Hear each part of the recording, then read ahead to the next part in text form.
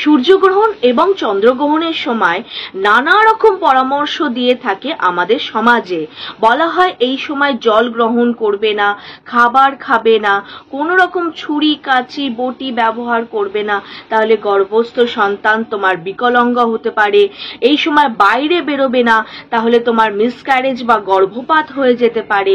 এই সময় চুপচাপ নড়াচড়া না করে চুপচাপ বসে থাকতে হয়, তাহলে তোমার সন্তান এবং তোমার খুবই ভালো হবে, না হলে কিন্তু সমূহ বিপদ নেমে আসবে এই সূর্যগ্রহণ বা চন্দ্রগ্রহণের সময়। এই যে কথাগুলো, সেগুলো কতটা যুক্তিযুক্ত তাই নিয়েই আজকে আলোচনা করব, দেব সঠিক পরামর্শ এবং এইগুলোর পেছনে কতটা যুক্তি আছে, কি কি মেনে চলা উচিত, সেইগুলো নিয়েই আজকে একটু আলোচনা করব। দেশকাল সময় ভেদে যুগ যুগ ধরে অনেক রকম সংস্কার কিন্তু আমাদের চলে আসছে সময়ের পর সময় ধরে, যার কিছু কিছু আজও মা ঠাকুমারা আমাদের মেনে থাকেন এবং সেইগুলোই তাদের পরবর্তী প্রজন্মকে বলে থাকেন। এর জন্য তারা যে সম্পূর্ণ ভুল তা কিন্তু নয়। সেই সময় দাঁড়িয়ে, সেই যুগে দাঁড়িয়ে হয়তো সেইগুলোর ভিত্তি ছিল, কারণ সেই সময় অনেক কিছুই তারা সেই সময় দাঁড়িয়ে ছিল না, অতটা আধুনিক ছিল না, অতটা বৈজ্ঞানিক ভিত্তি দিয়ে মানুষ কথা বলতে পারতো না বা যুক্তিও ছিল না। এবং তাদের যদি অতটা বৈজ্ঞানিক ভিত্তি অত কিছু বোঝানো হতো তাহলে তারা বুঝতে চাইতো না, কারণ তখনকার সমাজ ততটা শিক্ষিত ছিল না। বিশেষ করে বাড়ির মেয়েরা, বউরা, কাকিমা, জেঠিমা, মায়েরা শিক্ষিত ছিল না। উপরন্তু তাদের যদি বলা হতো যে তুমি এই কাজটা করো না, এই সময় এই কাজটা করো না, তাহলে তোমার সন্তানের ক্ষতি হবে, তোমার পরিবারের ক্ষতি হবে, তাহলে সেই কাজ করা থেকে তারা বিরত থাকতো, তারা সেইটাকে মেনে চলতো সর্বান্তকরণে। তাদের যদি কোনো রকম বৈজ্ঞানিক ভিত্তি দিয়ে বোঝানো হতো তাহলে সেটা কিন্তু তারা মানতে অতটা প্রস্তুত ছিল না, শিক্ষাগত অভাবের জন্য। আবার কিছু কিছু কথা বা কিছু কিছু সংস্কার বললামই যে সেই সময় সত্য ছিল, কারণ সময় পাল্টেছে, যুগ পাল্টেছে, আমরা অনেকটা বৈজ্ঞানিক জিনিসগুলোকে নির্ভর করে আমাদের জীবনটাকে উন্নত করেছি, সমাজকে উন্নত করেছি, আধুনিক হয়েছি। তাই সেই সময়ের সেই মেনে চলা জিনিসগুলো আজকে আর হয়তো প্রযোজ্য হচ্ছে না। সুতরাং এই সূর্যগ্রহণ এবং চন্দ্রগ্রহণকে ঘিরে গর্ভবতী মহিলাদের যুগ যুগ ধরে যে যে কথাগুলো বলা হতো, সেগুলো আজকের সময় দাঁড়িয়ে সত্যিই কি কোনো যুক্তি আছে? চলো পরপর জেনে নিই কয়েকটা না করতে বলা কথার পেছনে কতটা যুক্তি, কতটা মেনে চলবো। সূর্যগ্রহণ বা চন্দ্রগ্রহণের সময় যদি তোমার যে স্থানে তুমি বসবাস করো সেইখান থেকে বা সেই দেশ থেকে যদি সম্পূর্ণরূপে সূর্যগ্রহণ চন্দ্রগ্রহণ দেখা যায়, পূর্ণগ্রাস সূর্যগ্রহণ বা অর্ধগ্রাস সূর্যগ্রহণ চন্দ্রগ্রহণ হয়, তাহলে সেই সময় কোনো মতেই যেন গর্ভবতী নারীরা বাড়ির বাইরে না বেরোয়। এই পরামর্শই দেওয়া হতো আগেকার দিনে। বর্তমান সময়ে দাঁড়িয়ে এগুলোর কোনো যুক্তি নেই, কারণ বর্তমান সময়ে আমরা সূর্যালোকের ওপরই অনেকটা নির্ভরশীল নই। তখন সূর্যালোকের ওপরই অনেকটা নির্ভরশীল ছিল মানুষ, কারণ বৈজ্ঞানিক আলো, বৈদ্যুতিক আলো তাদের অতটা ব্যবহার করতে তারা জানতো না, বিজ্ঞানও ততটা উন্নত হয়ে ওঠেনি। তাই অনেকটা অন্ধকার নেমে আসতো সেই সময়। আর গর্ভস্থ নারীরা যদি সেই সময় বাড়ির বাইরে বেরোয়, কোনো কারণে যদি কোনো জায়গায় তারা অন্ধকারের ফলে পড়ে যায়, তাহলে গর্ভস্থ সন্তানের ক্ষতি হতে পারে। তাই জন্যই এই সময় তাদেরকে বাড়ির বাইরে বের হতে বারণ করা হতো। এছাড়াও এই সময় সূর্যগ্রহণের সময় সূর্যের অতিবেগুনি রশ্মি বা আল্ট্রাভায়োলেট রে প্রচন্ড পরিমাণে বেড়ে যায়। তাই এই রশ্মি যদি শুধুমাত্র গর্ভবতী নারী কেন যে কোনো মানুষের ত্বকে লাগে তাহলে তার ত্বকের ক্ষতি হতে পারে। বা খালি চোখে শুধুমাত্র গর্ভবতী নারী নয়, প্রত্যেকটা মানুষ যদি সূর্যগ্রহণ খালি চোখে দেখে, বিশেষ চশমা, যেটা সূর্যগ্রহণ দেখার জন্য বিশেষ চশমা আছে, সেই চশমা না ব্যবহার করেই সূর্যগ্রহণ দেখে, তাহলে কিন্তু তার চোখের রেটিনারও ক্ষতি হতে পারে। তাই এই দুই কারণের ওপর ভিত্তি করেই আমরা বলবো যে গর্ভবতী নারীরা কেন এই সময় প্রয়োজন না হলে তুমি বাইরে না বেরোনোটা অ্যাভয়েড করতে পারো। এবং সূর্যগ্রহণ তুমি দেখার ক্ষেত্রে বিশেষ চশমা, যেটা সূর্যগ্রহণ দেখার জন্য ব্যবহার করা হয়, সেই চশমা দিয়ে তুমি সূর্যগ্রহণ দেখতে পারো, না হলে কিন্তু তোমার চোখের রেটিনার ক্ষতি হতে পারে। এইবার গর্ভবতী মহিলাদের যদি কোনো কারণে এমার্জেন্সিতে অতি অবশ্যই বেরোতেই হয়, তাহলে তোমরা কি করবে না, এই সময় তোমাদের নরম সুতির কাপড় তোমার শরীরকে যাতে পুরোটা ঢেকে ফেলতে পারে এইরকম কোনো পোশাক পরে তুমি বাড়ির বাইরে বেরো, যাতে আল্ট্রাভায়োলেট রেটা তোমার ত্বকে সরাসরি ওপর না পড়ে, ত্বকের ক্ষতি করতে না পারে। সূর্যগ্রহণের সময় গর্ভবতী নারীরা কখনোই ছুরি, কাঁচি, বটি এইসবগুলো ব্যবহার করবে না।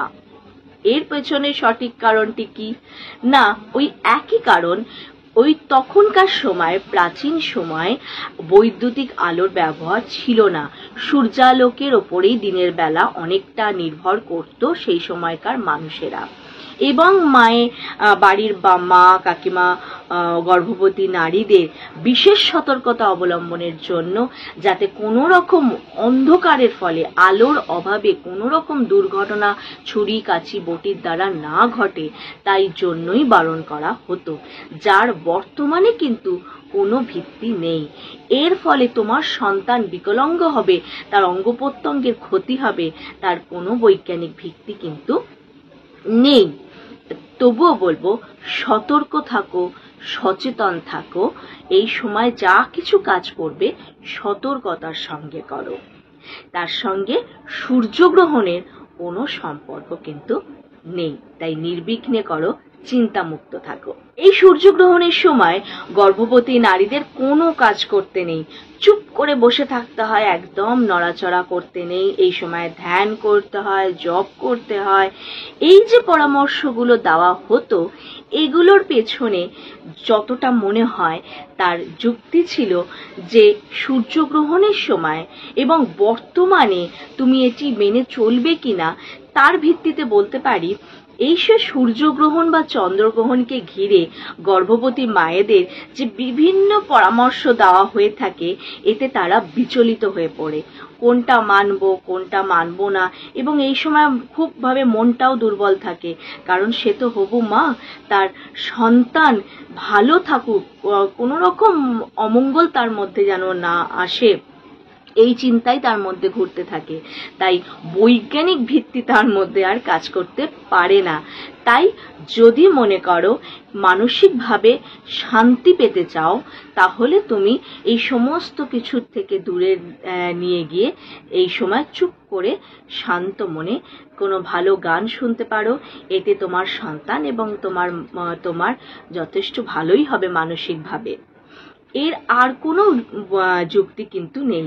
এই সময় চুপ করে যদি তুমি বসে না থাকো, বাড়ির কাজ করো, তাহলে তোমার সন্তানের ক্ষতি হবে, এমন কিন্তু কোনো ভিত্তি নেই। শুধুমাত্র এই মানসিক চাপটাকে এড়ানোর জন্য তুমি চুপচাপ বসে থাকতে পারো, তুমি কোনো রকম ধ্যান করতে পারো বা কোনো গান শুনতে পারো। আর এইগুলোর জন্য অতিরিক্ত কোনো চাপ কখনো নিও না, যেগুলোর জন্য তোমার কোনো সন্তানের ক্ষতি হবে। সূর্যগ্রহণের সময় জল গ্রহণ করতে নেই, এইটা কিন্তু একদম বৈজ্ঞানিক কোনো ভিত্তি নেই। উল্টে অপরন্ত বলবো, যদি এই গর্ভবতী কোনো মহিলা দীর্ঘ সময় ধরে জল না খেয়ে বা খাবার না খেয়ে থাকে, অথচ তার জল পিপাসা পেয়েছে, তাতে কিন্তু সে ডিহাইড্রেটেড হয়ে পড়তে পারে। এতে কিন্তু তোমার গর্ভস্থ সন্তানের ক্ষতি হতে পারে। তাই জল পিপাসা পেলে অতি অবশ্যই খাও, এবং জল বেশি করে খাও এই সময়, যাতে কোনো রকম ডিহাইড্রেশনের কবলে তুমি না পড়ো। তোমার সন্তানের তাহলে কিন্তু ক্ষতি হতে পারে। তাই জল পরিমিত পরিমাণে খাও, অতি অবশ্যই খাও, এবং যতটা পারো তরল খাবার খাও। তাহলে এই সময় কোষ্ঠকাঠিন্যের সমস্যা তো তুমি ভুগবে না। তাই জল খাবে না সূর্যগ্রহণের সময়, যতই জল পিপাসা পাক, এর কিন্তু কোনো বৈজ্ঞানিক ভিত্তি নেই। উল্টে জল পিপাসা পেলে জল যদি না খাও তাহলে ক্ষতি হতে পারে। অনেকেই বলে থাকেন সূর্যগ্রহণের সময় আগে থেকে রান্না করা খাবারে সবসময় তুলসী পাতা দিয়ে রাখো। এতে আর যাই হোক না কেন, একটা ভালো গুণ পাওয়া যাবে, সে উপকার পাওয়া যাবে। তুলসী পাতায় কিন্তু অ্যান্টি রেডিয়েশন গুণ আছে। তাই তুমি যদি খাবারে তুলসী পাতা দিয়ে রাখো, তাহলে সূর্য থেকে যে অতিবেগুনি রশ্মি আমরা এই সময় বেশি করে পেয়ে থাকি, তার কোনো রকম প্রভাব তোমার খাবারে পড়বে না। তাই এটা তুমি নির্বিঘ্নেই পালন করতে পারো। এতে তোমার কোনো ক্ষতি তো হবেই না, লাভ পেলেও পেতে পারো।